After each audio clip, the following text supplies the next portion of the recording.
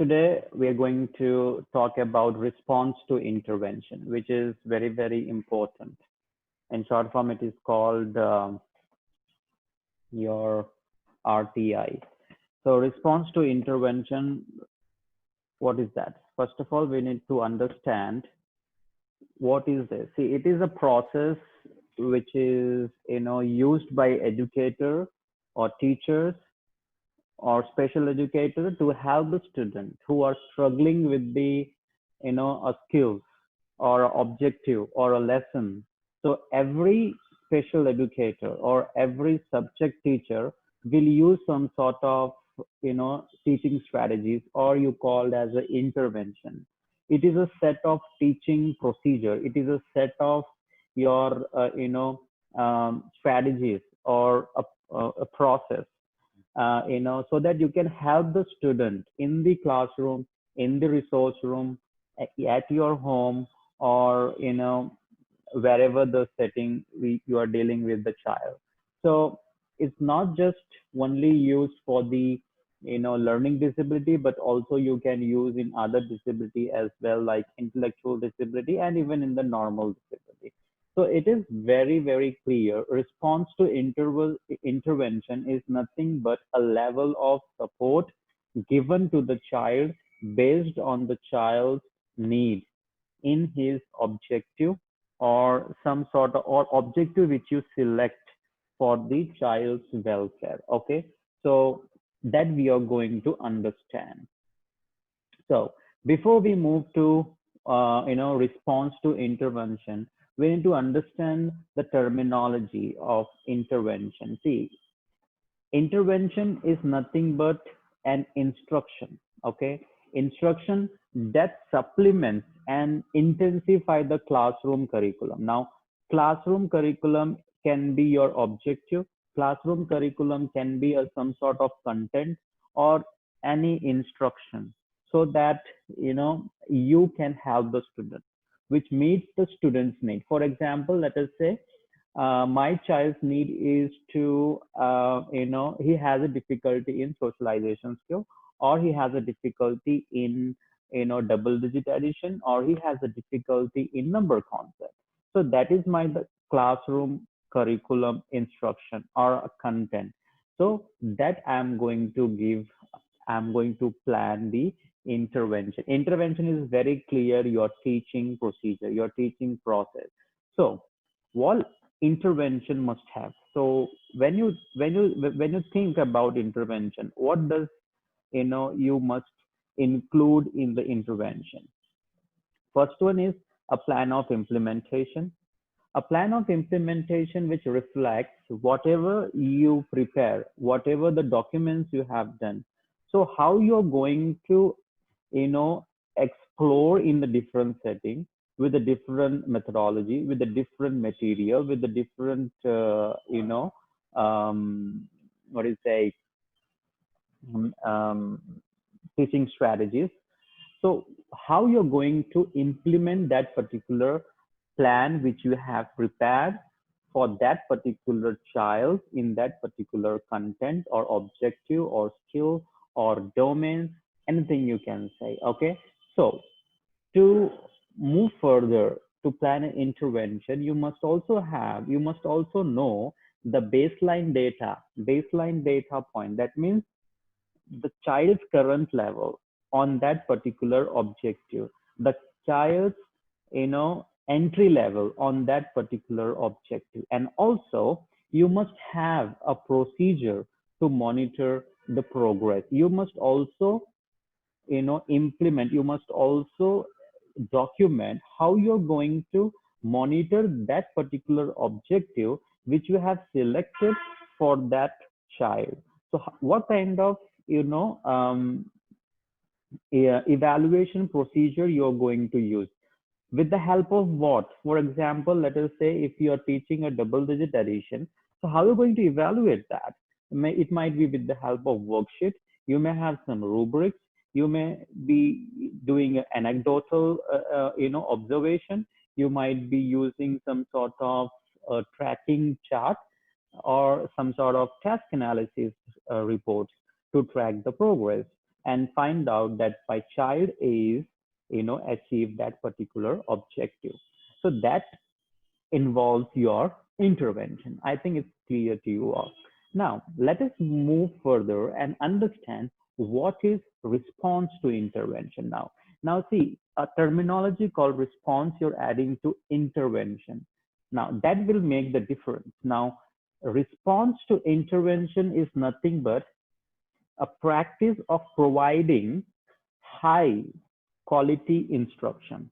When you say response, how better, how far, how good your child is responding to that particular intervention which you have planned, which you have, selected.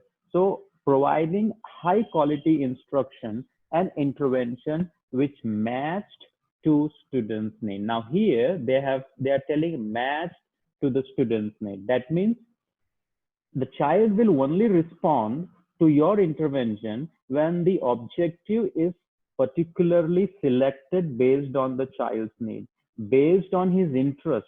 Then only the child will be responding appropriately, accurately. And also monitoring progress frequently to make a decision about change in the instruction. Response to instructions. Now, see, a response to instruction or intervention is like why you want your child to respond. Let us say you have selected the double digit addition and child is not able to cope up with that particular way you are teaching.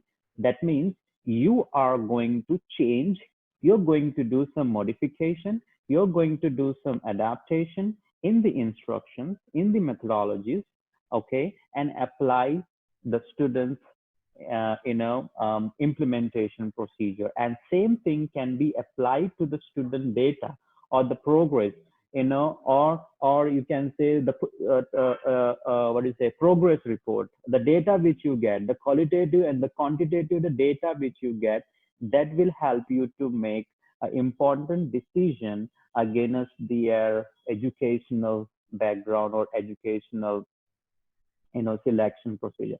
So it's very clear that response to intervention, how the child is responding and how you're going to provide the quality support to the child. Okay, that is your response to intervention.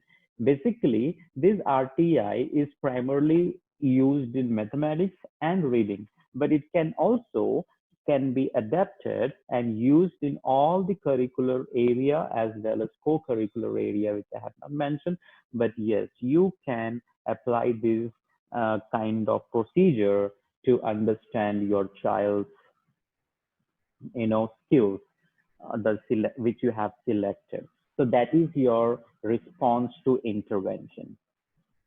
Now let us see important goals of response to intervention.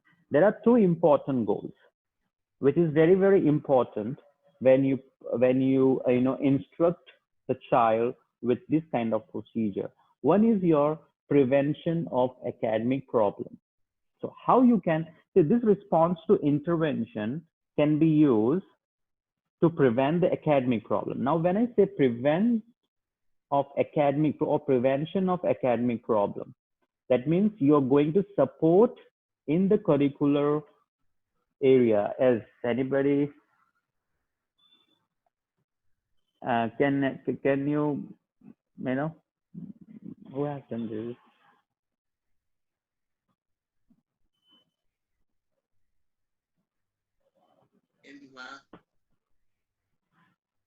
Who has this scroll this? You can just remove it out. Okay. So yeah, it's me, sir. By mistake, it's done. I'm sorry, sir. Yeah, fine. So I was talking about two important goals. First one is prevention of academic problem. Now, prevention of academic problem. In this, how you can involve this RTI. First one is attending to skill gap as early as possible. If you identify your child with such difficulty in academic, you need to attend those skills so that you can fill those particular gap as early as possible.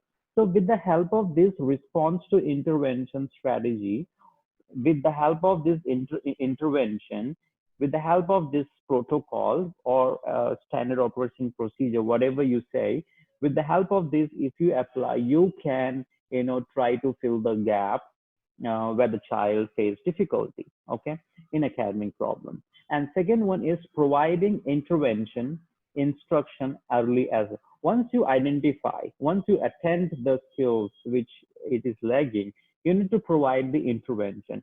Providing the intervention, providing the intervention or giving the instruction is nothing but your teaching. It is nothing but your, it is nothing but your, um, you know, giving some sort of instructions to the child. It might be in any way. It might be a verbal instruction. It might be a physical instruction. It might be, uh, you know, any instructions which you. One second.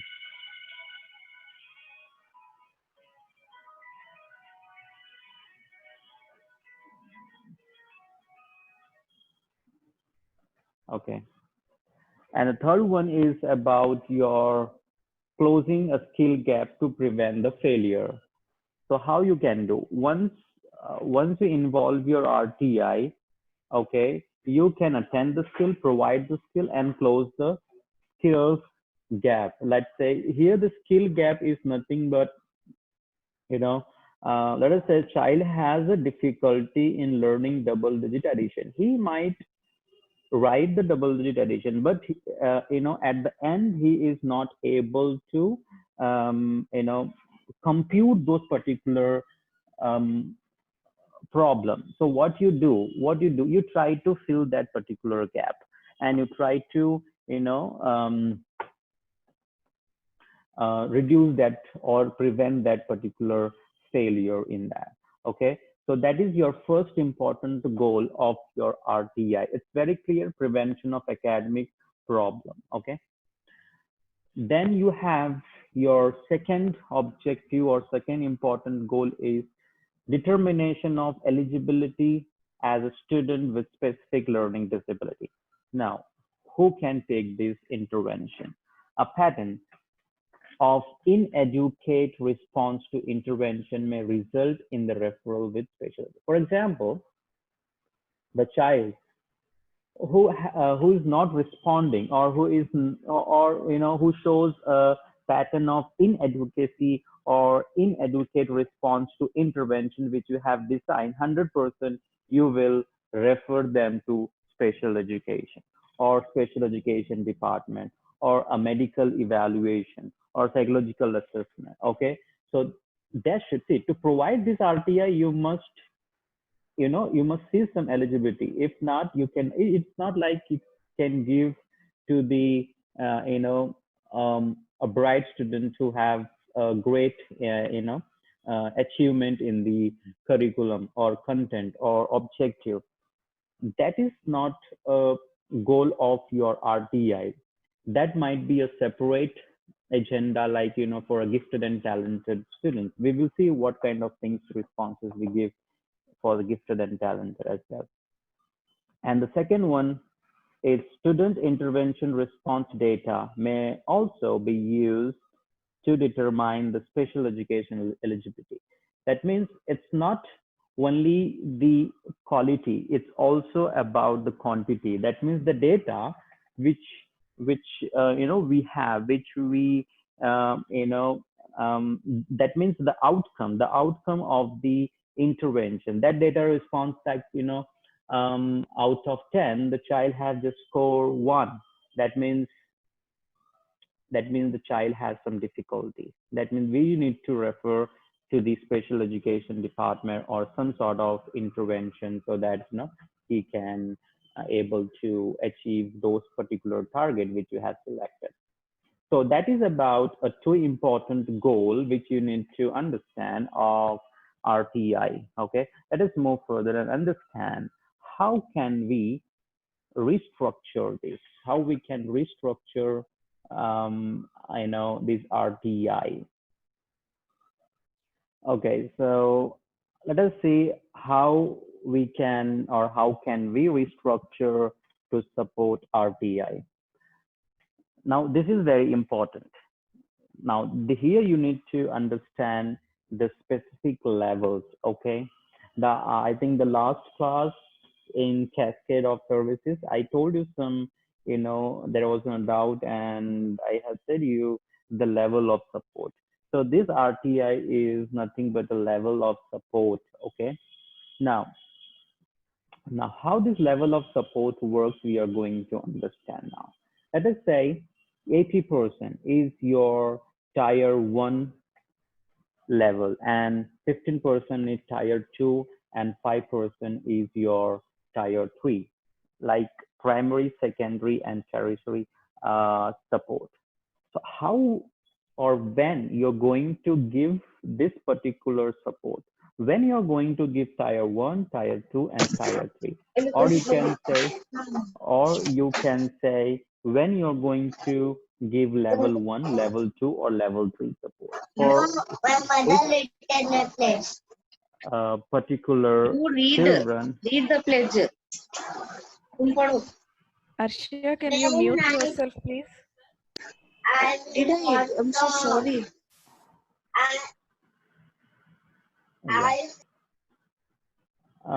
Two things are happening together.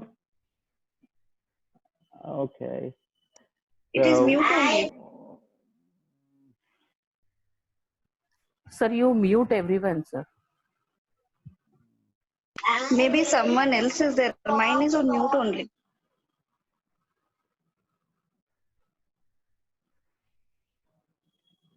Okay. Now, who is Vijeta Rao is trying to connect it? Tell him that the time is out. Or he can, if it get disconnected, then he can.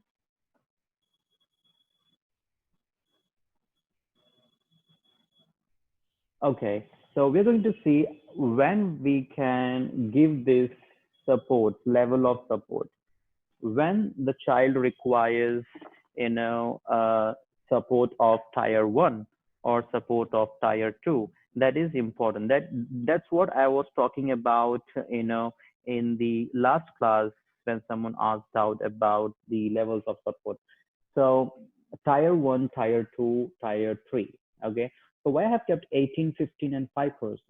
That is your level of support. That is a level of intensity. See, we can organize intervention. We can organize this intervention efforts into 3 levels, as you can see: tier 1, tier 2, tier 3. So all this tier represents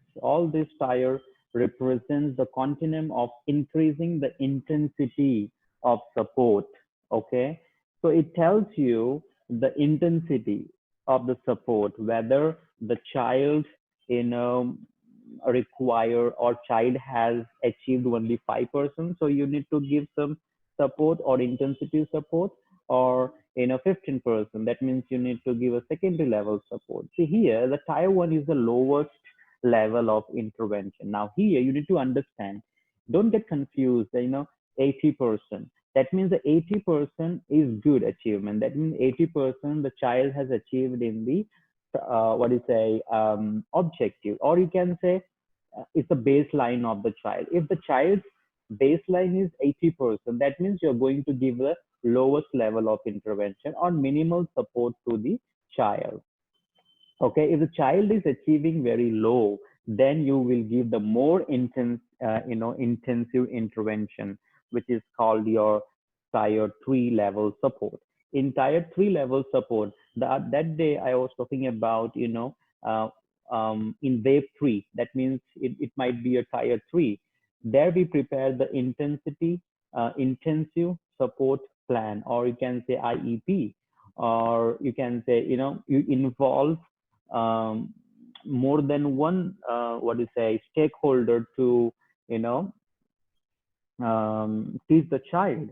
You can involve subject teachers, special educators, or parents, whereas in tier 2 you just involve special educator and subject teacher, whereas in tier 1 it can be just a mainstream classroom where the teacher try to support and rectify the problem. Okay, so that is your minimal support. Hope you have understood, guys. Let us move further, then it will get clear. Now let us understand how this RTI works, how we can measure this progression. Okay, in tier 1, as you know, the tier 1 is your minimal support. So quality differentiated classroom. In tier 1, what happens? Quality differentiated classroom instruction by developmental levels or the learning style is the key in the core instruction. You know that tier 1 requires the minimal support. For them, if you just plan a different, or you just identify the different learning style, or you give some quality kind of instruction, they might be all right. They may go to the mainstream again, or they may understand their core subject. So this differentiated core instruction is for all students. Okay, and it should be proactive and preventive. That means it should be the child must be acting towards the particular objective which you have selected, because it is a less intensity level support, because there the child will be more proactive, more active, acting more on the particular subject. So you need to give a core instruction, specific instruction related to their specific objective which you have selected, so that he can easily understand and move to the general classroom.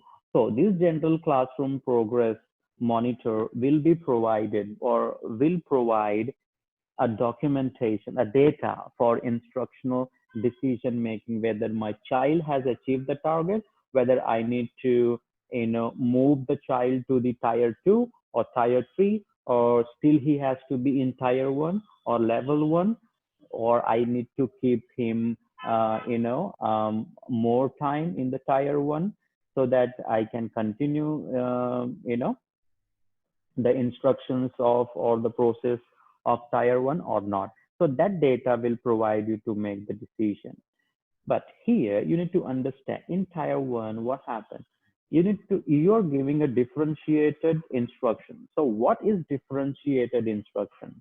Differentiated instruction is nothing but you're tailoring the instruction. That means the particular instruction, for example, if you're talking to the child with special need or learning disability, 2 plus 2 is 4, but child is not understanding how that 2 plus 2, 4 will be differentiated in a different way to make the child understand. So that differentiated instruction you need to target it. You might be showing the concrete object 2 plus 2. That means you have modified your instruction. You have just tailored your instruction so that you make the child understand. Okay, so that is how you are going to do. So differentiated instruction is a process to teach. One second, just hold on, guys. Okay, so differentiated instruction is a process to approach teaching and a learning of students differently ability in the same classroom. Now here you need to understand, in the same classroom, you may not have a same level of the students. You may have a student with different abilities. What kind of ability students you may have in the classroom? According to me, where I was working, there we used to target 5 levels of students in the classroom. They are gifted and talented students. Then HA means high ability students, middle ability, low ability, and special education need and disability students. So these 5 categories of students you can see in the classroom. Whereas you have, don't mix with high ability and gifted and talented, though they may have a similar abilities or they may have a similar characteristics. High ability students, may be scoring good in the subjects, whereas gifted and talented may not. But see, high achiever student might be, you know, not asking any question, but he might be scoring a good in the exam. Whereas gifted and talented, they may have 100 of questions, they may not score good in the, test or in the subject. So that is the difference. Gifted and talented works based on their interest, but sometimes high ability students, they work for the, you know for the marks or something like that. So that is the difference. I will send you the difference of gifted and high ability students so that you can understand better. I have a prepared chart for that with their characteristics so that you can understand more clearly. Okay. And middle ability lower than high ability students, and low ability students might be a slow learner getting less marks, but they are not a special needs students. Whereas special education need and disabilities, like you may have intellectual disability, autism, learning disability, or any other emotional disorders, in the classroom. So how you are going to cater those particular, categories in your classroom by differentiating your instruction. See here, even a high ability, middle ability, or low ability, even a special education need can be, entire one. That is based on the level, based on the achievements of the, specific objective which you have selected, based on the current Sir, level of the child. Okay, so based on sir, that. can I ask, sorry to interrupt. Mhm. Sir, this ability wise which we are talking, is it because IQs or something like that, or just how they are grasping, and or can you just talk on that? I Yeah. couldn't understand. Like, how did Yes. you Yes. divide Yes. them? Yeah.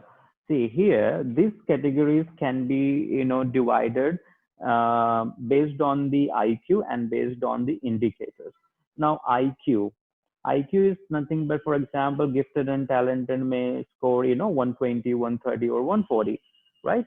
So based on psychological needs and based on the indicator. Now, what is indicator here? Let us say, let us say the child is interested in the music, okay, and even a high ability student might be, interested in the music.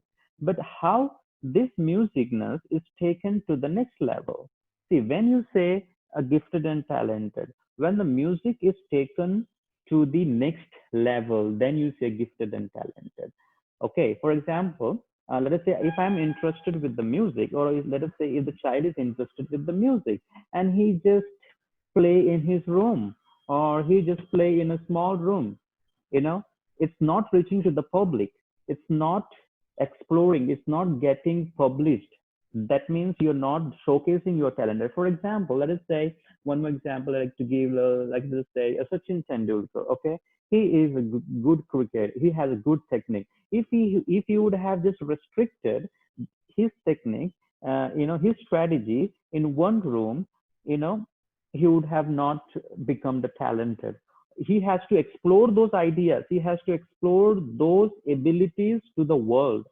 You know, giftedness might be by birth, but talented means when you show to the people. Like let us say a magician, he tried to showcase this skills, whole skill, though it is by birth, driven from the his grandmother, grandfather. So this is, so I was talking about, the indicators, how you can, identify whether the child is gifted and talented, or high ability or middle ability. So I told you all that, based on the two ways. One is IQ, one is the indicators, like, the abilities, the interest, the aptitude, the peer, peer assessment. For example, we can do a peer assessment. Let us say you have two children, you give the, sheet, and you try to, make the child uh, tell something about that particular child, and that child will tell that particular child. And then you're going to, match the interest of that particular child, whether the friends are aware about the skill of his friend or not. This is how you're going to identify gifted and talented. Anyways, if the time permits, I will tell you the procedure how to identify the gifted and talented as well. Then in HA and MA and LA, this is the same way. Whereas the special education need, very clearly that, based on the IQ. If it is intellectual disability, what is the IQ below 60. Some student might be average in learning disability, and some might be a below average in learning disability. So those students will be fixed in the special education needs services.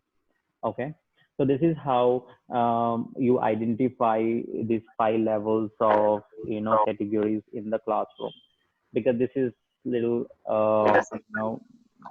huge topic, how to identify the different disabilities in the classroom. Anyways, if time permits, I'll try to explain. Now let us move to the tier 2. Now what is tier 2?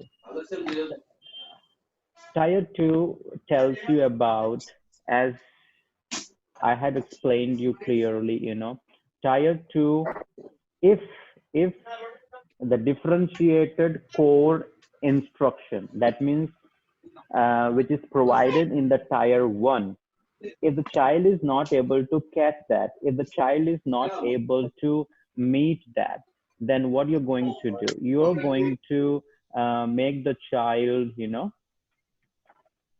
to move to the advanced support, or you're going to move the child to the advanced level of intervention, which is called your tier 2. So this is how you're going to move the child from tier 1 to tier 3. If the child is not able to understand your instructions in tier 1, then you're going to move in the tier 2.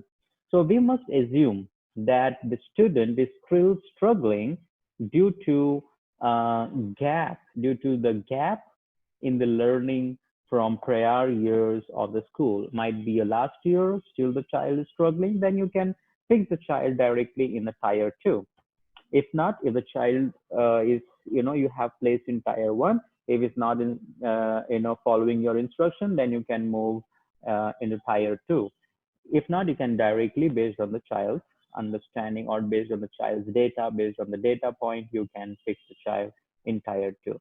And we also must determine the area of deficiency and the target, the intervention to these like those subject areas which you selected for that particular what is your term. So we must also determine the deficiency rather than the moving procedure or flow procedure. So tier 2 intervention should in the addition to the classroom instruction and then plays off. So tier 2 should be based in the addition of the classroom instructions, okay, not in the place of like keeping at the particular place and student you know like your resource room one-to-one instructions. This can also work in IEP one-to-one instruction, but I said in the beginning it is designed for the a classroom instruction, and student may be assigned to the small group on based on their deficiency. For example, if the child has a problem in mathematics or double digit addition, so that particular group can be identified with the same, or it can be a homogeneous group and fixed in the tier 2, and then the instruction can be designed for the those particular group or the child. So intervention at the tier 2 level should occur at least weekly. It's not like every day on regular basis. So at least weekly it can be occur. So here what happened, the baseline assessment should be provided, and the data collected periodically, it should be determined if the student is making appropriate progress. the main goal of these tires is to, provide a specific support to the child in each level. And if the child is not able to achieve that particular level, then you're going to move to the child in more intensive support. See, monitoring the student progress should occur every 2 to 3 weeks. When you prepare the IEP, you need to evaluate the child once in a year as per IDEA Act. But based on the child's need, based on the parent's suggestion, based on special educators, ability or understanding, we can monitor the progress and within every 2 weeks or every month. So that we can do, it's up to us. And if after a few months the student again is not making an appropriate progress, then we can refer them to the SEND team so that more intensive care support can be planned for the student you have selected. Okay, so this is what you're going to do in tier 2. Now let us move to the tier 3. Tier 3 talks to you about, see, this tier is for a few students that don't make an appropriate progress in tier, okay, 1 or 2, or you can say in a tier. So as I said you in the beginning that this is more intensive care support for the student, those who have a problem, or those who have a deficiency, very severe deficiency, you can say. For those particular child, you can fix it up, or you can plan. This might be a multidisciplinary team working together so that you can, move the child's strength to the next level. So now the intervention is more intensive here and individualized. So this can be, fixed in the resource room. The tier 3 can be pulled out in the resource room, or you can pull out the child in some club where you can focus one-to-one. Then only those particular objectives can be achieved. And then again, it works as a cycle. You're going to move the child to tier 2 and tier 1. So this intervention at the tier 3 level, should be at least alternate days, or even you can take every day, because as it is more intensive care support, all people can be involved in that. So depend upon the timetable, depend upon the schedule which you plan in the intervention, you can take it. And the progress monitoring data should be kept weekly. Like your tier 2, 2 to 3 weeks a day. But here, here you need to monitor the data, you need to monitor the progress weekly. So after 7 days or after 6 days, okay?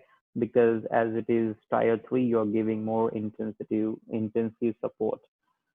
A learning disability should be suspected if appropriate progress is still not being made after 6 to 8 weeks of intensive intervention. Okay, so this is how you're going to work on the tires. This is how you're going to work with the levels of support for the student with learning disability, as well as um, intellectual disability or any other developmental disability if you are focusing.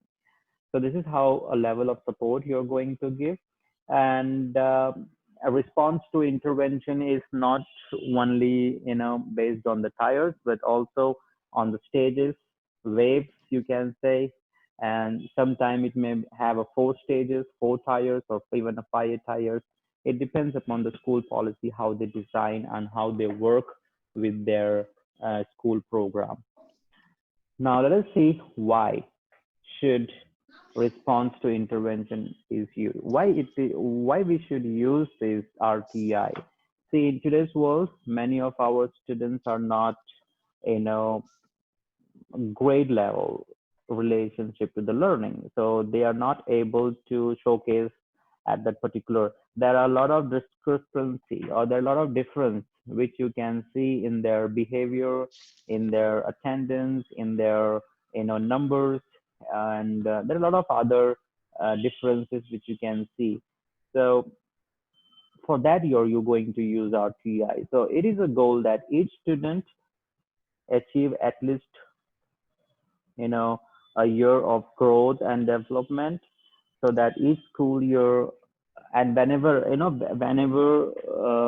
you feel that a child is not achieving or not achieving the goal, then you can use this response to intervention protocol. Okay, so these students, and some students may have a gap in their learning, and unless they they fill the gap, the student will be struggling throughout the year. So those students who are at risk not graduating, or you can say who was not able to achieve the grade levels, you can use this RTI. So this response to intervention helps to identify the students who are behind, and gives us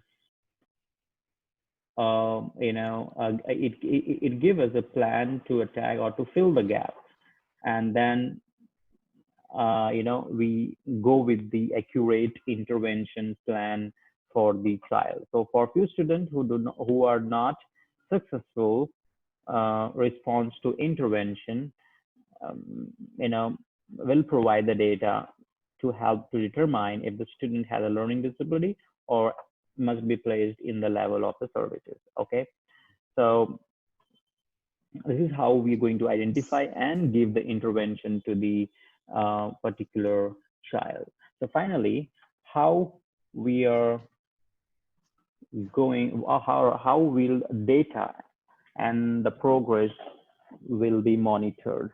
See here, you need to understand that tier 1 progress monitoring or benchmark testing can serve as a base to see if the student need students needs are met in tier 2. So this is how the data can be used to chart the progress and make the child to move to the different levels. And in the tier 2, gap in the learning can be defined by progress. When I say a progress, it's nothing but a data. When I say a progress, it's nothing but qualitative or some sort of improvements or evaluation. Okay, so tier 2 also defines a progress monitoring in tier 1 from the benchmark test or the state assessment. Now, what is a benchmark test? See, every school will have a benchmark test.